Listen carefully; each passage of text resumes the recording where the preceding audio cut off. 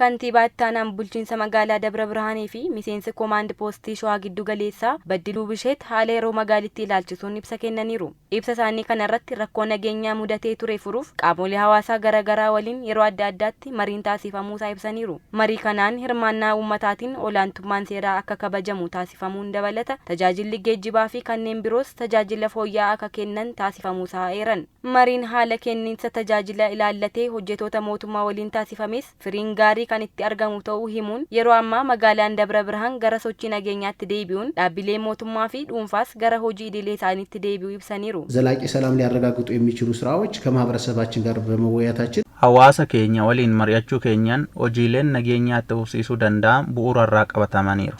Kanaaf ammoo aadaan rakkoo mariin furuu fi nageenya argame fufsiisuuf waliin tumsuu akka guddatu taasisaa jira. Kanaanis magaalaan Dabra Birhaan nageenya ishee duriitti deebi'uu ishee ibsuun ni danda'ama.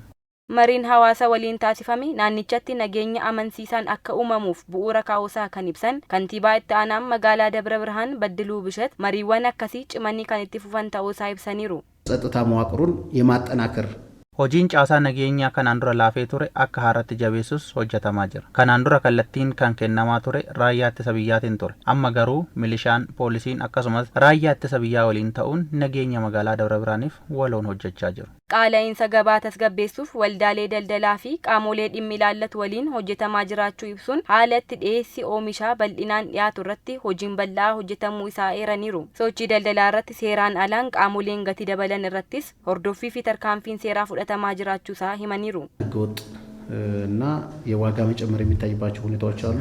Haalonni dabaliinsa gatii seeraan alaa ni mul'atu. Kanaafis hojiiwwan kana furuu danda'an hojjetamaa jiru. Hamma danda'ametti to'annoo jabeessuuf ogeessotaaf kallattiin kennamee jira.